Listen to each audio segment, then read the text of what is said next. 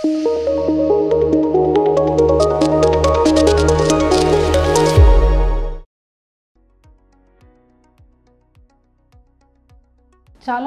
Couples మా దగ్గరికి సంతానలేమి సమస్యతో వచ్చినప్పుడు మనము మగవాళ్ళలో వీర్యకణాల పరీక్ష చేస్తే జీరో స్పర్మ్ కౌంట్ అని వస్తూ ఉంటుంది. సో జీరో స్పర్మ్ కౌంట్ ఉన్నప్పుడు వాళ్ళ ఓన్ జెనెటిక్ మెటీరియల్ తోటి ప్రెగ్నెన్సీ వచ్చే పాసిబిలిటీ అసలు ఉందా లేదా అనే దాని గురించి తెలుసుకుందాం.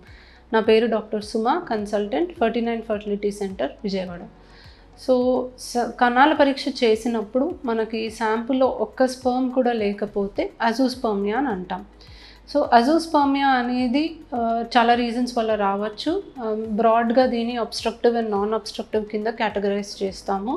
సో కణాల ఉత్పత్తి జరిగితే మనకి యూజువలీ దాన్ని అబ్స్ట్రక్టివ్ అజూస్పర్మియా అంటాము. కణాల ఉత్పత్తిలోనే ప్రాబ్లం ఉంటే మనకి నాన్ అబ్స్ట్రక్టివ్ అజూస్పర్మియా అని అంటాము.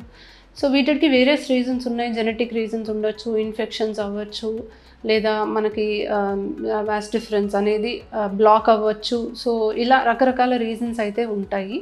బట్ అజూస్పర్మియా ఉన్న వాళ్ళల్లో వాళ్ళకి వాళ్ళ ఓన్ జెనెటిక్ మెటీరియల్తో వాళ్ళ స్పర్మ్స్ అనేవి మనం తీసి ప్రెగ్నెన్సీ వచ్చేలా చేసే అవకాశం ఉందా అనే దానికి వస్తే డెఫినెట్లీ సర్జికల్ స్పర్మ్ రిట్రీవల్ అనే టెక్నిక్ ద్వారా మనం బీజం నుంచి వీర్యకణాలు తీసి టెస్ట్ ట్యూబ్ బేబీ ద్వారా ప్రయత్నం చేసే అవకాశం అయితే ఉంది. సో డెఫినెట్లీ టెక్నాలజీ బాగా అడ్వాన్స్ అయ్యింది అండ్ చాలా తక్కువ స్పర్మ్స్ ఎక్కడో అక్కడక్కడ కణాల ఉత్పత్తి జరిగినా వాటిని మనం తీసి టెస్ట్ ట్యూబ్ బేబీ ద్వారా ట్రై చేయడానికైతే డెఫినెట్లీ ఛాన్సెస్ అయితే ఉన్నాయి. సో ఇంతకుముందు ఈ టెక్నాలజీ అనేది మనకి అందుబాటులో లేనప్పుడు కంపల్సరీ వీళ్ళు డోనర్కి వెళ్ళాల్సిన అవసరం ఉండేది. డోనర్ ఐయుఐ చేసుకోవటమో అదే డోనర్ కణాల ద్వారా ఐవీఎఫ్ చేసుకోవడమో చేయాల్సి వచ్చేది. బట్ ఇప్పుడు మనము బీజం నుంచి కణాలు అనేవి తీసి ఆ కణాలని వాడుకొని టెస్ట్ ట్యూబ్ బేబీ ద్వారా వీళ్ళకి ప్రెగ్నెన్సీ వచ్చేలాగా ప్లాన్ చేయొచ్చు. సో అందరికీ ఇది పాసిబులేనా అనే దానికి వస్తే యూజువలీ అబ్స్ట్రక్టివ్ అజూస్పర్మియా ఉన్నప్పుడు మనకి వీళ్ళకి హార్మోన్స్ నార్మల్ ఉంటాయి, బీజం సైజ్ నార్మల్ ఉంటుంది, కణాలు ఉత్పత్తి జరుగుతుంది. బట్ అవి బయటికి రావడానికి ఆ మార్గం అనేది ఎక్కడో బ్లాక్ అయి ఉంటుంది. ఇలాంటి వాళ్ళల్లో ప్రోగ్నోసిస్ అనేది బాగుంటుంది. అంటే స్పర్మ్స్ దొరకడానికి అండ్ ఆ స్పర్మ్స్ నుంచి మనకి మంచి ఎంబ్రియోస్ వచ్చి ప్రెగ్నెన్సీ రావడానికి ఛాన్సెస్ అనేవి బాగుంటుంది.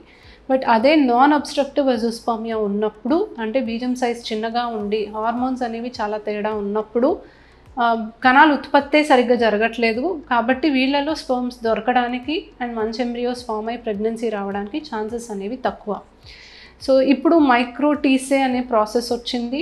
ఇక్కడ మనం బీజంని పూర్తిగా కట్ ఓపెన్ చేసి మైక్రోస్కోప్ కింద చూసి ఎక్కడ కణాల ఉత్పత్తి జరగచ్చు అంటే డైలేటెడ్ ట్యూబుల్స్ ఉన్న చోట మనం బయాప్సీస్ తీసి స్పర్మ్స్ కోసం వెతకడానికి అవకాశం ఉంటుంది.